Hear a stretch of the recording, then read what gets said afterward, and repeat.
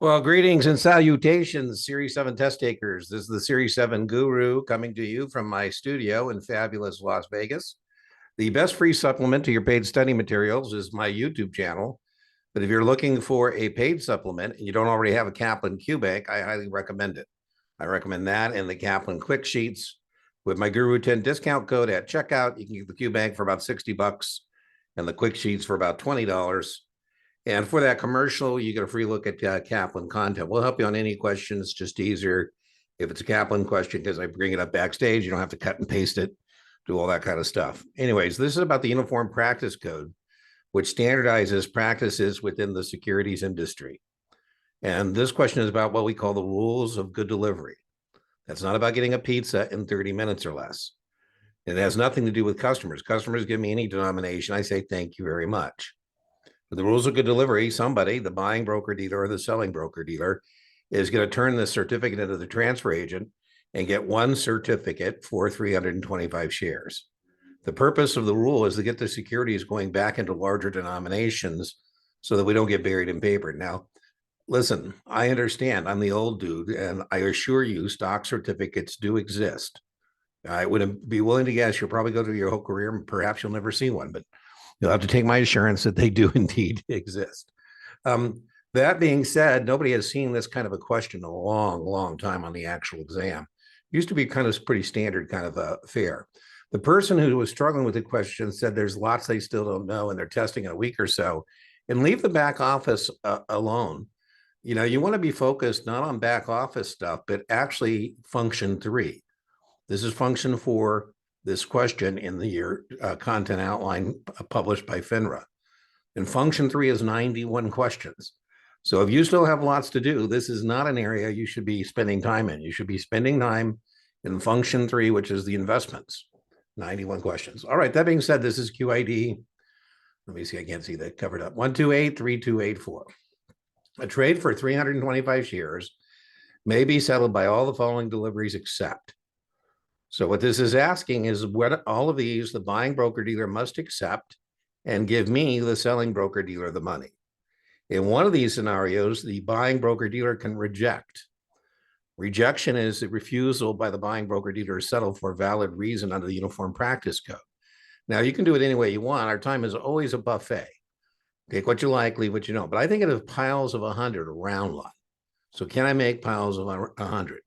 You should definitely know that 25 shares is an odd lot. And as the selling broker dealer, I can deliver that 25 shares any way I can, but it's got to be a separate pile. A separate pile. So I'm going to go through this. Let's look at our first one. 85 for 80. No way to make piles of 100. So that looks like odd because I can't make piles of 100.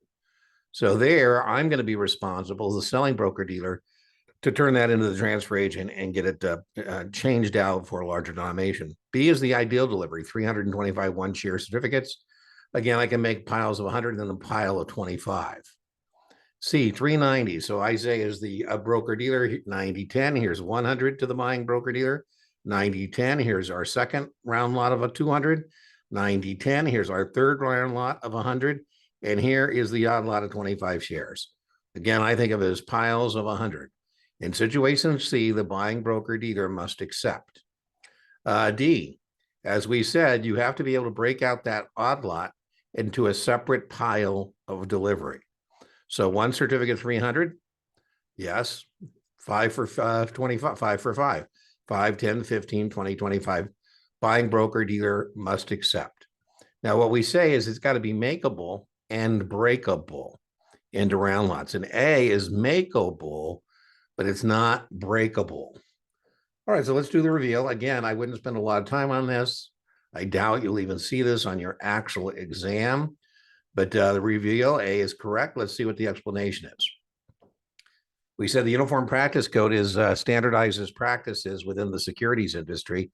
You can imagine what a mess it would be if everybody's doing business differently. So when we're doing secondary transactions, the Uniform Practice Code says who's going to be responsible for things. You're probably more familiar with the Uniform Practice Code on things like accrued interest. You know, we use 30-day months. It's paid by the buyer to the seller. That's part of the Uniform Practice Code. Signatures have to be technically correct, part of the Uniform Practice Code. Signatures have to be guaranteed, part of the Uniform Practice Code. The Uniform Practice Code requires the deliveries made in certificates can be aggregated into hundreds or multiples of 100. I said, the way I said that is piles of 100, makeable and breakable.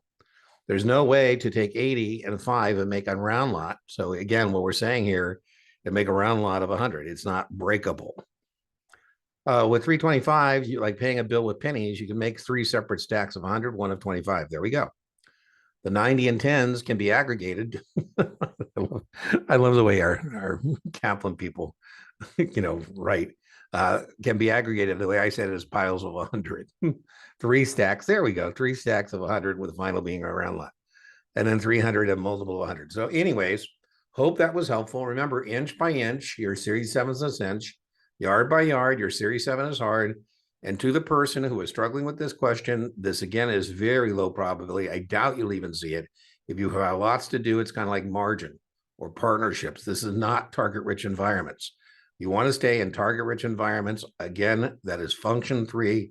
If you don't know what function 3 is, go to the FINRA website and print out the FINRA Series 7 content outline, and you can find out exactly what is found in function 3, 91 questions. Remember, inch by inch, your Series 7 is a cinch. Yard by yard, your Series 7 is hard. And I'll see you. This is Tuesday. I know this will live forever in the internet, but to Tuesday night is our weekly community live streams. Hope to see you there. Bye-bye.